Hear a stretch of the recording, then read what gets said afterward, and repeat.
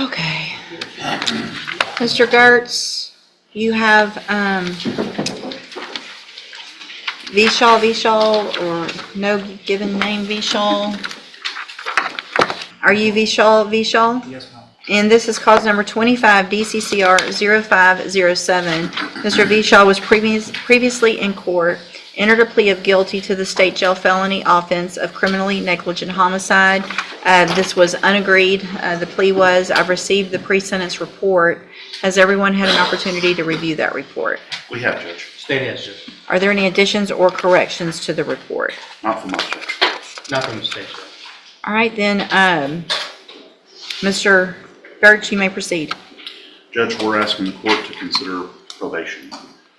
This case is unique, I would argue, for a variety of reasons. First and foremost, this court is very familiar with me and my proclivities. I would try this case 100 times out of 100. When I walked in to talk to him the first time, he said, I want to accept responsibility. That almost never happens. He didn't shirk his responsibility. He didn't. We can talk all day about the fog. We can talk about the text dot needs to get their act together with the shoulders on the highway, whatever we want to talk about. He wanted to take responsibility. And he said it from the first day. When was the last time you ever saw me come in and plead on the first hearing, plead guilty to a serious offense like this? Never. He wanted to do that. That was him wanting to do that. And so from that standpoint, it's a unique case. The other reason it's a unique case is there's no aggravating factors here. He's not intoxicated, he's not on his phone, he's not doing anything other than driving his vehicle. Now, what happened to these people in the end result is absolutely tragic. And again, he's taking full responsibility for that. But I will tell you, Judge, if he'd had 5 more seconds notice, he wouldn't have been able to stop the vehicle. It had 10 more seconds notice. He wouldn't have been able to stop the vehicle. He's doing the speed limit. He's driving on the highway, and there are vehicles on his left and behind him, and there is a stopped vehicle on the interstate. I mean, there's not a scenario in which maybe the injuries are less, but there's not a scenario in which this accident does not happen. And so, again, he's saying, I should have been more careful, I could have done other things, I could have fixed this. And the way he's saying that is with his plea, and also his statements here. He expresses deep remorse, he struggles to sleep at night, he feels guilty about what happened to these people. And again, there's nothing redeeming about the outcome for these decedents, these victims. But the reality is, this is a situation that is a terrible, tragic accident. He is trying to take responsibility. I think that is, again, at least from my standpoint, is somewhat unique. And I'm asking the court to at least consider the distinct possibility and the option here that you have to grant him deferred adjudication probation. He would give up his driver's license, he'll give up his CDL, he'll do whatever the court orders in order to comply with probation. But putting him in the state jail for another year and a half is not going to fix anything. It's not going to make it any better for these decedents. It's not going to make it any better for their families. It's not going to do anything to anyone other than just cause him to not be out in the world for a year and a half, and that's it. And so this court could supervise him, this court could oversee his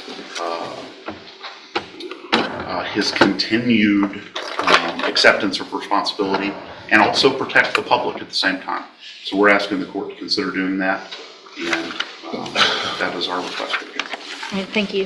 Mr. Coleman? Thank you. I'll be brief. I'm sorry. Are there any holds? No. I'll be brief, Judge. Mr. Gertz and I agree on one thing, that I, like him, would try this case, as he puts it, 100 out of 100 times. Myself, Judge, this is no accident. This is pure negligence, as It is the definition of negligence. I'll spare the court. I didn't of showing the court the video. The tractor trailer that this defendant was operating today was equipped with dash cam or a version of dash cam video that shows that the vehicle that he struck was not stopped. It was traveling at a slower speed with its hazard lights on, but it wasn't stopped. There was no fog. The conditions were clear, and there was no cars on the other side of this tractor trailer rig, preventing it from even changing lanes. I have the video. The court, if it desires, can certainly watch the video. It's a short clip. But Judge, I take issue with that recitation of how this all went down. I'd like to offer State's Exhibit 1. It's a certified copy of FBI records indicating that Make this that defendant... 2. Make it 2? Because States 1 would have been the plea papers. All right. And we have no objection to it. It indicates, Judge, that this defendant illegally entered this country and he's a national of the country of India. Judge, I'm not here to make some type of a political statement or commentary. I'm just simply saying that it is a violation of federal law to enter this country illegally. And Judge, like any other violation of law, in any other case, you can take that into consideration in sentencing this defendant. I'm asking you to take that into consideration in this case, Judge. So here's States 2. No objection. States 2 is admitted. Judge, I also offer State's Exhibit number 3 pursuant to a business record affidavit that's been on file. It is a photo of the victim in this case, Judge. 16-year-old victim in the short obituary of her. No objection. States 3 is admitted. Judge, she was 16 years old, Judge. She had, at the dawn of her life, she'll never get to graduate high school, get married, do the things that people do. Judge, you can say today by your verdict just the amount of damage and harm this defendant has caused due to his negligence. I'll conclude with a couple other things, Judge. This defendant went on to continue to live his life as business as usual in California after this accident while the investigation played out. After the investigation and the indictment, it took some effort on the part of our office in conjunction with the U.S. Marshal's office to track down and locate this defendant. I'm not saying he was intentionally hiding or absconding. I'm simply saying it took a lot of effort by federal law enforcement authorities to track him down, Judge. And also this business about this name and the alias name and whether or not he goes by no name given or goes by Bishaw. Again, the court can infer whatever the court wants to infer about why an individual would illegally enter this country and use at least one or maybe 2 different aliases, Judge. I'm asking for the max, and I am frustrated at the fact that all I can ask for is 2 years in this case, Judge. But I'm asking for the 2 years. In this case, I think this case warrants 2 years. Judge, if the court is not inclined to give it 2 years, I'm asking that the court deny the discretionary jail credit pursuant to my motion that I filed under Article 42A559 of the Texas Code of Criminal Procedure, Judge. And lastly, the family. Say what you just said again? It's in my motion that I filed asking that the court deny the discretionary jail credit for state jail offenses. Oh, okay. It's 42A559C of the Code of Criminal Procedure, Judge. Okay. And lastly, Your Honor, the family's here for whatever, for what that's worth, Judge. And I believe that the mother, the deceased, would like to make a victim impact statement. Thank you, Mr. Coleman. So it's my understanding that there is, at this point, immigration hold on Mr. Bishaw, correct? Yeah, that's my understanding too, Judge. Okay. So even though it's likely for him to be deported because he's here unlawful, you're asking for probation? Well, Judge, there's not really another option, right? So I guess the question is, given the current status of our immigration situation, I have no idea how ICE is going to handle this. What an ICE hold means is that if you give him probation, they've got 3 days to come pick him up. And if they don't come pick him up, then he's placed on probation. And what the court can then do is supervise him unless and until the federal government comes and deports him or attempts to deport him. The kind of alternative to that is he can sit and sleep on a cot that we're providing and eat food that we're providing and then be deported at the end of that. With a conviction or a deferred adjudication, he's going to get deported at some point anyway. So it doesn't really, the court I'm not trying to be difficult, but this court's decision is not going to change the likelihood of his deportation, okay, because a deferred will count as a conviction for deportation purposes. A conviction will count as a conviction for deportation purposes. So, again, we're asking the court for probation because of his acceptance, again, of responsibility here in this case. All right.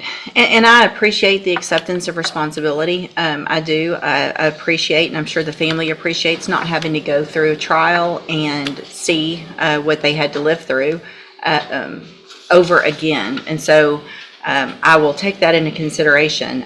Probation, to me, in a felony case, really of any kind, when someone is here unlawfully, doesn't make any sense. And again, I'm with Mr. Coleman. I'm not here to make a political statement on any of this, but if you're here unlawful and you've committed a felony offense, it just doesn't make sense that I would put somebody on probation where they're potentially still a,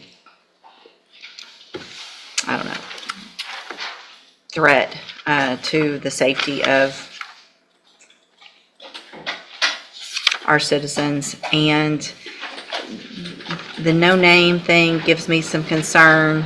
Also, I feel like that is just potentially an attempt to avoid probably some issues with immigration and some issues with potentially this case.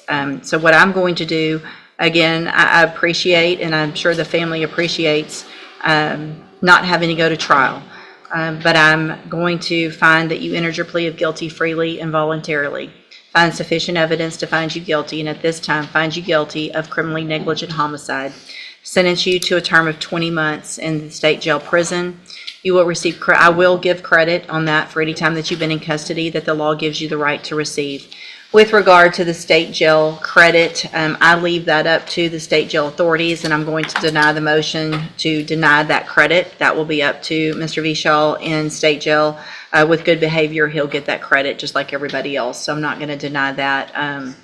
It's based on, always has been based on how you behave in the state jail prison. And so just to deny that, it goes against the nature of that rule and that law, so I'm not going to do that. I'm going to hand you the trial court certification that shows there was no agreement, which means you do have a right to appeal. I have also handed you a written admonishment regarding your ineligibility to possess a firearm or ammunition. Because of the judgment entered against you, you're ineligible under Texas law to possess a firearm or ammunition. Possession of a firearm or ammunition could lead to charges against you. Firearm is a legal term. You should read that to determine what devices qualify as a firearm. If you have questions about the laws that make you ineligible to possess a firearm or ammunition, or about how long that lasts, you can talk with Mr. Gertz. Good luck to you, sir. Thank you, Mr. Coleman, Mr. Gertz. Good morning. Good morning. You guys can go forward whenever you're ready. This is my daughter, Shandari Brumfield. This is the oldest. And that's my middle daughter in the back. She didn't want to come up here. That's okay.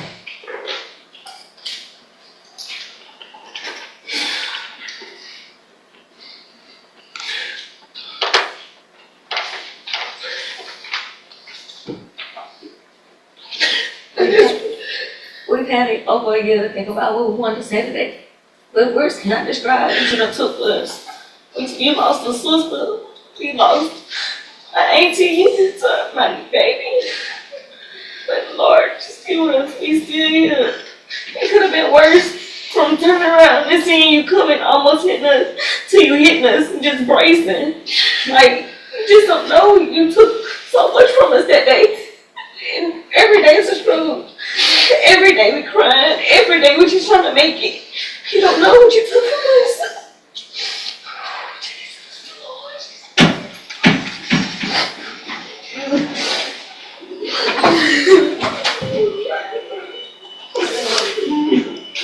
You can take Mr. Bishaw back to the back.